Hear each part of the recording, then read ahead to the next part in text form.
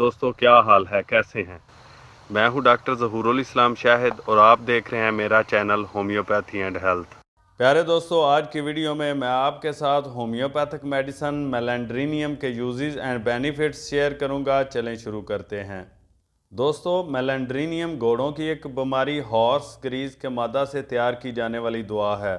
हैवानात की बीमारियों के एक माहिर ने यह मालूम किया कि वो इलाके जहाँ घोड़े इस बीमारी में मुब्तला हों, वहाँ अगर गायें वगैरह घास पर बैठें तो इनमें चीचक की बीमारी फैलने लगती है। ये एक साबितशुदा हकीकत है कि होम्योपैथी तरीका इलाज में मेलेंड्रीनियम चीचक के तोड़ में बहुत मौसर साबित हुई है। इसे चीचक से बचाव के लिए बतौर प्रिवेंटिव भी शोहरत हासिल है। नीज़ चीचक के टीके के बाद असरात को ज़ायल करने में भी ये मुफीद साबित हुई है। बाज़ डॉक्टरों ने तजर्बे किए, 4 बच्चे लिए गए, इनमें से 3 को मेलेंड्रीनियम की एक खुराक इस्तेमाल करवाई गई। चौथे बच्चे को ये दवाई नहीं दी गई। फिर इन सब को चीचक के हिफाजती टीके लगवाए गए। जिस बच्चे को ये दवा नहीं दी गई, इसमें चीचक के टीका का सख्त रद्द अमल ज़ाहिर हुआ, जबकि बाकी बच्चों को कुछ नहीं हुआ। एक और मुआलिज ने यह तजर्बा किया कि एक बच्चे को टीका नहीं लगवाया गया, सिर्फ मेलेंड्रीनियम दी गई, इसे कुछ नहीं हुआ, जबकि दूसरे बच्चे को हिफाजती टीका लगवाने के बावजूद चीचक हो गई। एक और डॉक्टर ने लिखा है कि जिन दिनों चीचक की वबा फैली हुई थी, इसने मेलेंड्रीनियम 30 ताकत में बार बार इस्तेमाल की और ऐसे इलाकों में चीचक के मरीज़ का इलाज करता रहा जहां यह वबा आम थी, मगर इसे कुछ नहीं हुआ और जिन लोगों ने यह दवा इस्तेमाल की वो भी इस वबा से महफूज रहे। अगर मेलेंड्रीनियम को चीचक के हमले के बाद भी इस्तेमाल किया जाए तो मरीज़ बहुत जल्द बगैर किसी गहरे नुकसान के सेहतयाब हो जाता है। डॉक्टर ब्रंट ने मशवरा दिया है कि यह बहुत गहरा असर करने वाली दवा है, इसलिए इसे बिला ज़रूरत बार बार नहीं दोहराना चाहिए। हाद यानी फौरी नवैयत की बीमारियों में इसे दोहराया जा सकता है, लेकिन हिफाजती मकासद के पेश नज़र इसे लंबे वक्फा से इस्तेमाल करना चाहिए।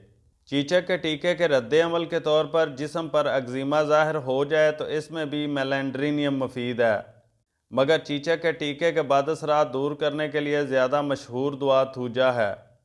मेलेंड्रीनियम का हड्डियों पर भी असर होता है। अगर हड्डियों में नक्स पैदा हो जाए और वो टेढ़ी हो जाएं और टांगों की हड्डियां अंदर की तरफ मुड़ने लगें और चलते हुए घुटने की हड्डियां आपस में टकराने लगें तो मेलेंड्रीनियम से फ़ायदा होगा। कमज़ोर हड्डियों के लिए कलकेरिया कार बहुत मुफीद दवा है, बल्कि असल दवा ही ये है, लेकिन मेलेंड्रीनियम भी अच्छा काम करती है। मेलेंड्रीनियम जल्दी अमराज में मुफीद है। हर किस्म के एक्जिमा, आबलों और छालों में अच्छा असर दिखाती है। इसके आबले और छाले आहिस्ता आहिस्ता निकलते हैं, एक के बाद दूसरा, और फिर लामतनाही सिलसिला शुरू हो जाता है और छालों की फसलें उगने लगती हैं। जानवरों की बीमारियों में भी इसका इस्तेमाल मुफीद है। एक डॉक्टर ने एक ऐसे कुत्ते को मेलेंड्रीनियम दी जिसकी गर्दन में ख़तरनाक छाले निकले हुए थे, वो फ़ौरन ठीक हो गया। मेलेंड्रीनियम वजह-उल-मसाफल और जोड़ों की अंदरूनी झिल्लियों की सोजश में भी मुफीद है। अमूमन ये दवा जिस्म के निचले हिस्सों पर ज़्यादा असर करती है। टांगों पर घुटनों से लेकर टखनों तक इसका असर ज़्यादा होता है। कमर में दुखन और चोट लगने की तरह का दर्द हो तो भी मेलेंड्रीनियम मुफीद है।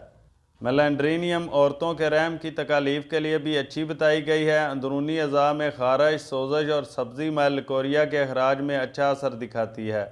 अगर मसूड़ों से खून आए, ज़रा सा दबाने से भी खून जारी हो जाए तो मेलेंड्रीनियम भी दवा हो सकती है और इस लिहाज से इसकी लामतें करियोजोर से मिलती हैं। वो बच्चे जो पढ़कर सब कुछ भूल जाएं तो इनके लिए भी मेलेंड्रीनियम बहुत मुफीद है। छोटी ताकत में हफ्ता में 2-3 बार चंद माह तक इस्तेमाल करानी चाहिए।